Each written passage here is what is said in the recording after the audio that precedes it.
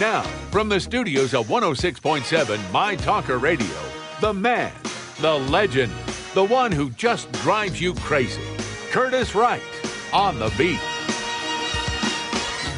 We're back. Hour number 3, 8:05 across southeastern North Carolina.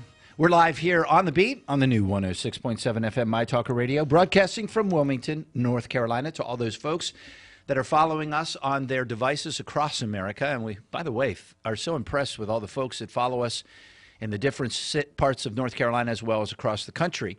And we appreciate, actually across the globe, we've got a bunch of people online from Indonesia and Australia. And well, if you're listening to us right now, thanks for listening. Don't forget to follow us on Facebook, Twitter, and don't forget WMYT1067FM.com. In studio with us, he had a committee meeting on Monday. We're going to hear about that and coming attractions in the state legislature.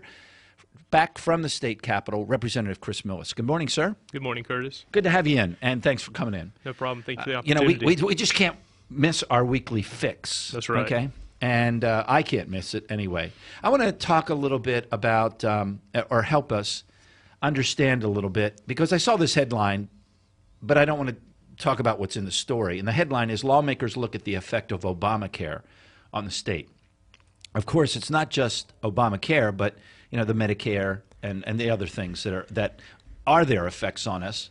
What is the, in your mind, what are the perceived, what are we hearing might be the effects? And maybe I thought you could just fill us in, because a lot of people go, oh, well, we didn't get involved in Obamacare, so there's no effect. Well, that's not true. That is not true at all. One of the biggest aspects, so we have to make sure that we keep our eye on are two things within Medicaid. Is the aspects of, even though that we did not set up a state-run exchange and therefore yoke state taxpayers to this federal monstrosity and this takeover of health care, but in terms of our relationship with the federal government that has existed for decades in terms of Medicaid administration and partial funding, is that a great deal of what Obamacare does is expand the Medicaid rolls. That is a major financial strain on the state, and regardless of your belief about Medicaid or Obamacare as a whole, that is going to start to divert more money away from other aspects of state government. That is one of the biggest aspects from a state relationship that, regardless of what we would have done last session, that we cannot control. So that's one of the biggest aspects, is Medicaid increasing and what strain that's going to put on the state government. Now, at one point, didn't we have like a $2.5 billion, $2.6 billion burden? I mean, basically it was an obligation that we had to pay back, or we had to do something with. Explain that. Is it actually like we owe it to the federal government, or is that what we need to put into the system? Whenever I hear $2.5 billion, that brings me back to unemployment insurance that we owe the federal government. In terms of Medicaid, what we normally have is each budget cycle, in the last few cycles here, we've had Medicaid cost overruns. And the last session, that was roughly to the tune of $500 million on that. So what happens is that they project what the spending may be for Medicaid. Even though they may project an increase in this and that, we still missed it by $500 million. That's what we had to face this session. But when I hear $2.5 billion and I hear the federal government and the state, that brings me back to unemployment insurance. Okay, that's the unemployment insurance. Now, in these situations, I should know, but I don't know. I don't think anybody who's just an average citizen understands. When you say we owe the federal government, do we truly owe them? I mean, how's that work? Well, in terms of unemployment insurance, what was actually happening is if you just take a step back and look at the big picture, for whatever it may be worth, and you can try to equate it to an unemployment, or excuse me, you can try to equate it to an insurance program where you have premiums that are owed and you have benefits that are dispersed. What our state was doing in the past, before this was reformed, was you actually had the premiums that were paid in by employers. Again, employers Right. pay in for unemployment insurance. That the actual benefits that were coming back exceeded what the premiums were. So whenever we had the recession, as we did, and more people went on the unemployment rolls, then you had this insolvency. And of course, the state, as well as the federal government, had to honor its obligations in that program And what happened is that continued to stack debt upon debt upon debt to the tune of $2.6 billion, Yeah, which we ranked, fifth in the nation for one of the highest unemployment debts to the federal government, because again, the federal government loaned the state that money in order to keep their unemployment rolls rolling in terms of disbursements. So yes, that money was received from the state by the federal government. But how it was paid back was, correct me if I'm wrong, there were higher taxes put on the employer, and that money went directly back to the federal government because they were taking it. The way that collecting it. The way that the actual system set up is that the federal government has the ability to directly increase the actual federal portion. Right. And actually get their money back. And that's the whole a lot of the reasons why we reformed unemployment insurance is because the actual amount was going to stack up so high over the next 6, 7, 8 years, where it's going to be a tremendous deterrent on business. So what we actually looked at doing was hold on, let's slow down for folks. So if employers had to lay off people and were laying off people because of the economy, there was a double whammy. The federal government, because there was this unending drop dead date for unemployment insurance, they were coming back and getting them in higher matching or what's taking the portion that an employer would pay. They were coming back and getting that directly. That would be every week, right? That's right. And again, anybody who would engage in business, whether they were in our state or would actually come out of state, then they would basically have to more or less pay those penalties moving forward and pay that debt moving forward until we reformed it. But so you might lay off somebody, or others were laying off people to keep the economy going, keep things alive. But then there was this other hammer coming back and hitting the employers. Correct. And the penalties needed to be paid back for unemployment insurance. That's right. And regardless, the way the actual federal penalty is paid back to pay back the federal debt before we reformed it was that all employers, regardless if you lay people off or not, right? Everybody had to pay for the sins of another. And the aspect of it is that one thing that was very important about unemployment insurance reform is that it was discovered that where you had government agencies and nonprofits that were actually be able to tap into unemployment insurance whenever they laid people off. Those people went on unemployment insurance, but they were actually not paying in to the coffers. That changed. The whole entire burden was being yoked on the backs of private business. That was reformed as well, Curtis. And if it's on the entire backs of businesses and they have to close because they can't survive, then it's just a cycle that just keeps going, and people are out of work. That's right. And again, that's not a stab at government or nonprofits, but the idea that if you're able to benefit, you should actually have to pay part of the premium. Let's so going forward now, we have a plan to pay back the Medicaid part of let's go to the Medicaid part. Well, again, the Medicaid is totally separate from unemployment insurance. That's a separate issue. And we racked up some debt there and obligations there. Well, more or less is that we fund that as a part of our budget. And again, whenever the actual, the way our budgeting works, I'm sorry. Yeah. It's increasing. That's correct. That's correct. Again, because of Obamacare and the expansion of Medicaid by the federal rules, not necessarily we did not expand the Medicaid rules in the state by us refusing to actually set up a state-run exchange. So again, we did as much as we could to actually shield ourselves from this federal takeover of health care. But inherently, Medicaid is going to expand already for all states, regardless of their actions. And what you're saying is there was another $500 million that hit us that nobody foresaw, and that's just an example of what's happening. That $500 million was previous to any Obamacare actual expansion. That was just more or less Medicaid being a hole in the pocket of state government already. So what's the total increase that we're going to be hitting? It's going to hit us. Good question. Is that what this is about then? That's what we're trying to find out. That's what we're trying to more or less get a handle on, the actual aspects of more individuals being in the Medicaid pool and what they call, individuals in the industry, they call it the woodworking effect. Individuals coming out of the woodwork that now realizes that they can, because of these rule changes through Obamacare, actually get Medicaid. So let me see if I've got this right. So to characterize this correctly and factually is, the federal government of the United States once again puts in place a policy or revises a policy or changes a policy, but has absolutely no information on how it's going to affect our government or state governments. Yep, we are partially yoked in terms of any changes whatsoever to Medicaid. But no one called up the speaker or the Senate pro tem and said, "Oh, by the way, we changed this law. You're going to get hit with another $1 billion expenditure." No one did that. And not just that, but again, remember the way that Obamacare was actually worded.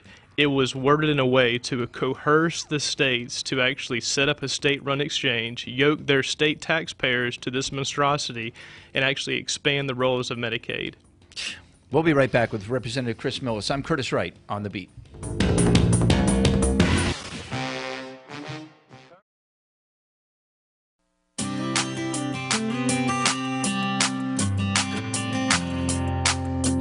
Oh, it's so soothing.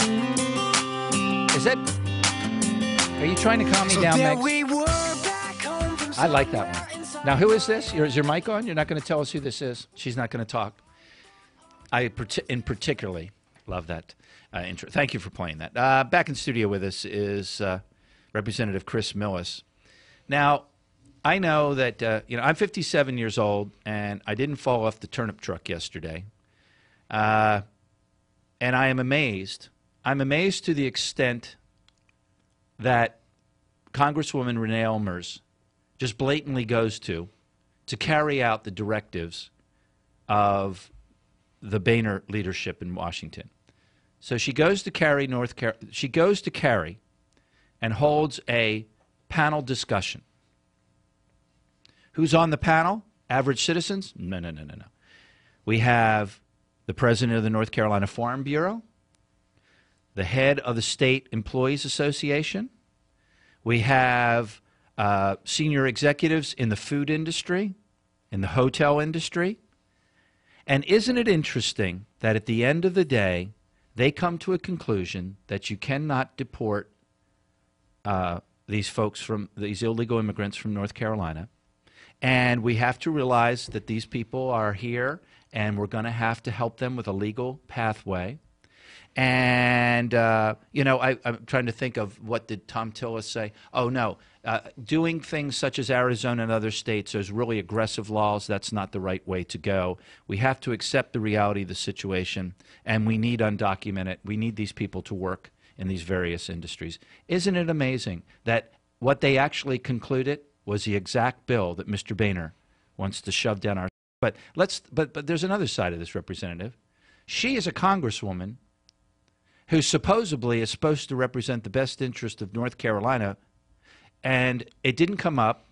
Oh, by the way, we bring in over $13 billion in net profits and benefits by having illegals in our state. Did you know that as a state representative? I thought we had a net loss of $2.2 billion. Well, of course. I mean, again, just because you bring in a certain amount of money and you don't actually equate the cost into the equation, and if you don't always account cost, then you're always going to be in the green. Well, I mean, so at the end of the day, here's a person that knows it costs us $2.2 billion a year on burdens. 75% of that hits our schools. We have violent crime, DUIs, child molestation. We have so many other, look at the jobs. 85% of these jobs, 80% are been traditionally, not just, long ago in some other far-off land. No, traditionally held by North Carolinians. And we have 293,000 illegals working in our state. And this is how a United States Congresswoman represents the best interest of North Carolina? This is just so blatantly a setup. So here's what's happening. They're going to put a little report out, and they're going to send it to the Republican leadership in Washington. And you know what this report's going to say? North Carolina believes in your plan. And no one asked one damn citizen, never asked the 87% in the state that say, no, we want this to end. Yeah, well, the difference is that our senators and our representatives are elected by people. And whenever they put their vote or they put their support behind a plan, then again, that gives us an opportunity to weigh in. We might not have been on that panel, but every time we go to the voting booth, we are. I don't get it. Yep. You and I have talked about, Mr. Tillis and what they did to E-Verify, but I just don't understand these people. These are North Carolinians. Is the game of politics, is it just so far above, the highest priority, so far above everything else in their minds, these people that we've brought into government, that they don't even care about what it's doing to our state? You know, I think. Did you know 293,000 illegal immigrants work in our state? Doesn't surprise me. It doesn't surprise me at all. And I'll say this, that partially some of it can be malicious, like you're alluding to, but I think a lot of it also, too, is just lack of understanding and lack of information. And that's something that we as citizens... Wait, hold on. You're telling me Congresswoman Renee Elmers and Speaker Tom Tillis don't know the numbers? What I'm telling you is that elected officials across the nation and within our state does not have a full, proper understanding about the effects of illegal, not legal, no, illegal, but illegal immigration, the cost of it, what it means from the aspects of the rule of law, and all aspects that it hits. I don't think there's a proper understanding amongst it. So I'm not trying to say being disrespectful to call individuals ignorant. You can take for what you will, I understand what you're saying. Again, and I'm not watering down. I'm saying to you, gosh almighty, when we can't even get our own elected representatives, and we can't get candidates that are running for now want to go to Washington to represent our state and our best interests first. I mean, it's almost look. I'm an eternal optimist, but the comment I was going to make was, is it all lost? Is it all lost? I mean, gosh almighty. I mean, forget. I mean, even if you want to forget the names and the faces in front of me every day here on this poster, the thousands of people that have been murdered, raped, that have been victims of violent crime, the DUIs, the child molestation. I mean, but 293,000 jobs. That 80% of those jobs have been traditionally held by North Carolinians, and we're fighting unemployment. And it's really confusing to me that whenever you see these panels, and you look at the representation on them, there are corporate interest on those panels. And you think about the long-term solvency of corporate interest, you would think that they care about the ability for them to continue to employ people, to make profits, and be able to put food on their table. No, I'm glad you said that, because think about it. What kind of corporate citizen would support just ignoring the rule of law and the value of the rule of law? Yeah. And a minister was on this panel. A minister. How great is it to be a minister and talk about illegal immigration when you don't have to pay taxes? That's right. Right? Yeah, and again, what I was more or less getting to is the aspect of it. It's that I just don't understand corporate interests on this aspect, and I know that they're just pushing towards cheap labor, but cheap labor is a short-term solution to a long-term problem that we're going to have economically in this state if we continue to allow lawlessness to affect us. It goes back to the lines, and go further. You've been there. How can you go and sit on panels and talk about, well, you know what, we need better schools, we need more academic achievement levels, we need better colleges, community colleges, so we get a better workforce. For what? For what? So you can go out and hire illegals? So what's that kid got? Again, I mean, this is actually what I'm actually building to in our conversation, is the aspect of, we're looking at this from such a short-term solution aspect. But again, individuals want short-term solutions, but they're long-term complainers. From an economic standpoint, it is imperative. It is imperative that while we're compassionate for these individuals that want to seek for a better home for themselves, if you keep pushing for cheap labor and you don't actually look at the cost that's actually affecting you from the state roles, from the federal roles, all the other aspects, and it goes back to the fundamental line that me and you always cite, and Milton Friedman said it decades ago, is that you can't have open borders and a welfare state simultaneously.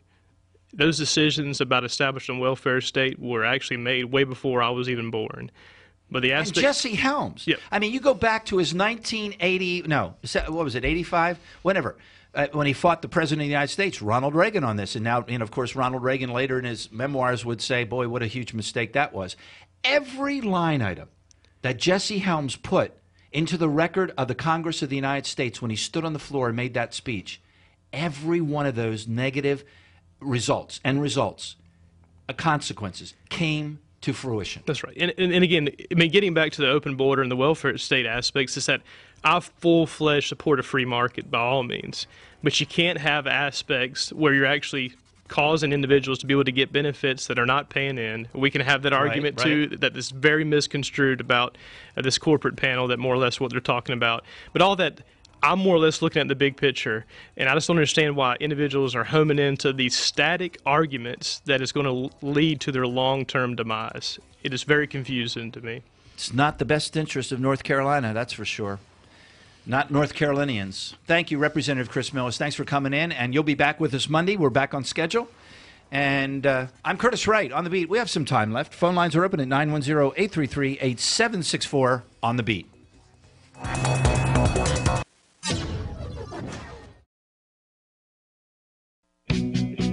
Did you miss him? Well, then let's get back to Curtis Wright on The Beat. It's his fault. He's got me all worked up. Why don't I just go, I just need to go and click on Duck Dynasty. What's Kim Kardashian doing this morning? We should have that on one of our screens, and we just need to worry about that. I'm Curtis Wright on The Beat, 8:35. I asked him to stay for a few minutes, and I appreciate it. I'm spoiled here this morning. Representative Chris Millis is still with us. I want to talk about another issue, and I talked about this with Senator Goolsbee, and we all know where you stand on this, but I'm going to continue to harp on this. What do my critics say? I'm going to continue to rant. That's the wonderful word they use now to disparage any type of dissent or criticism about the public schools. I just think it's immoral. It's not a moral march.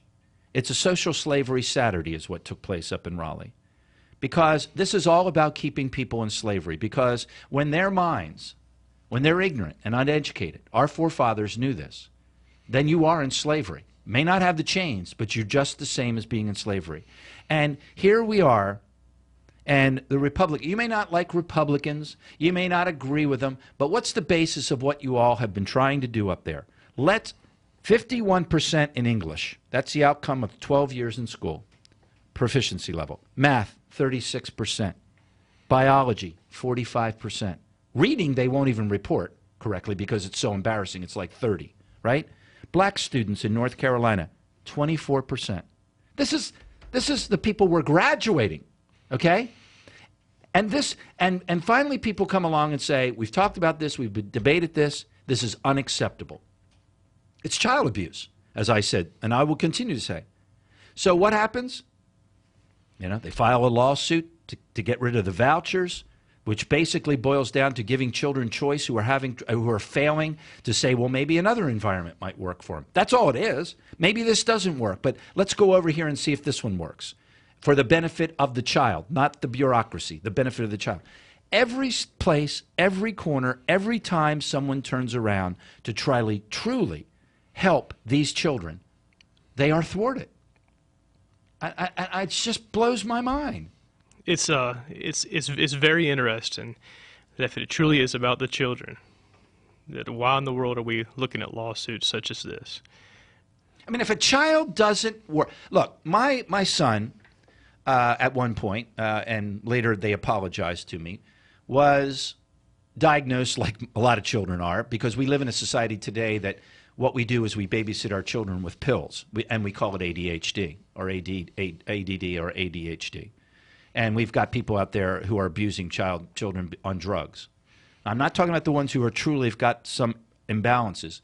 So one of the things that I allowed to happen with him is he had his own computer and worked a lot on his computer. Well, today, you know what his job is?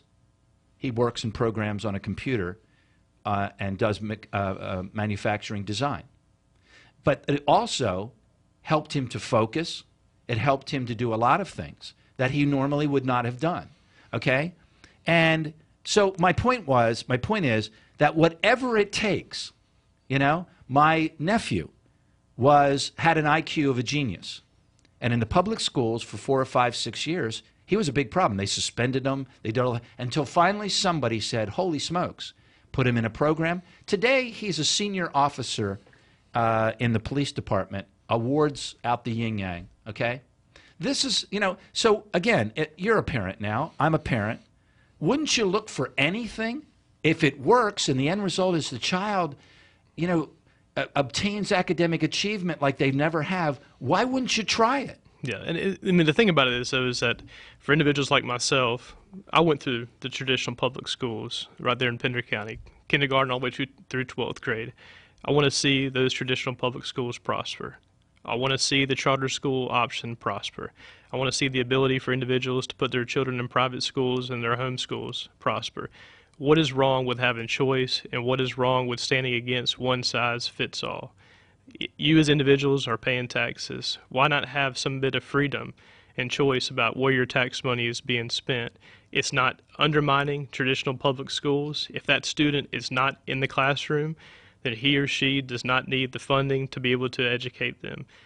A portion And of how many times have you been in a committee meeting or been somewhere at a meeting talking about public education, and a teacher will stand up and say, and by the way, I'm not going to disagree with them. Oh, you don't understand. All children are different and they learn in different ways. Got it. I agree. Got it. I see it as a parent. I saw it. I saw it when my kids were in school and I was sitting on the PTAs and I was going to the things at their schools. Then why wouldn't you allow them to have multiple different avenues? And again, it's not just that, but if you look at the economics of it, it's around $86 to $9,200, whatever numbers you look at, per student per year to be in that traditional public school classroom.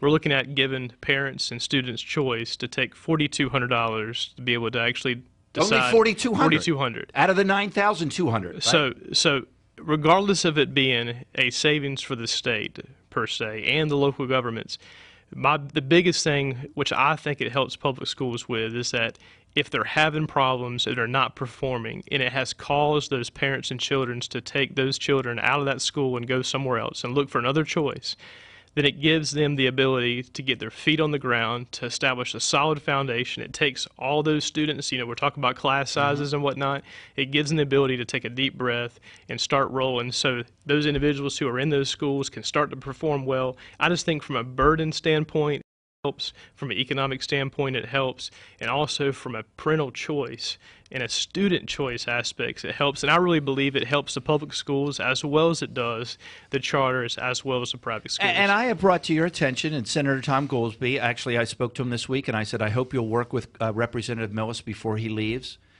that here we've got conservative Republicans on school boards in southeastern North Carolina, including your district, that support, they're Republicans, that's what they say they are, and so thus you would support choice and you would support charter schools, yet they send their lawyers out to destroy financially, not pay the charter schools what was the intent and purpose under the law.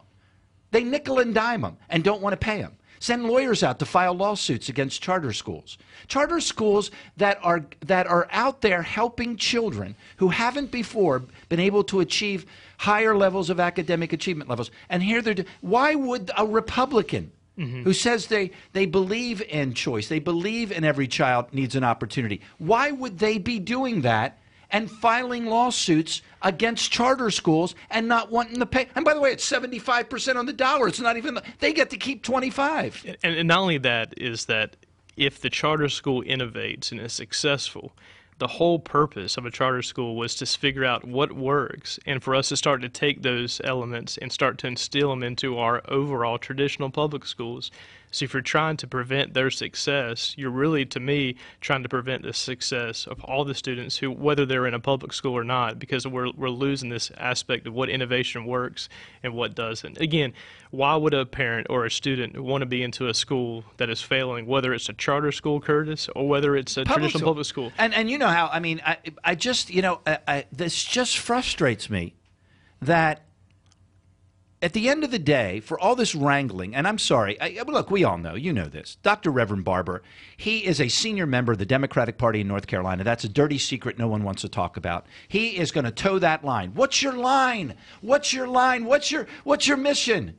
What? To not allow children to have every opportunity possible, whatever the setting is, to get that 92% proficiency level? This is what you want? 51% in English, 36% in math, 45% in biology, 33% in reading? That's what you want for our children?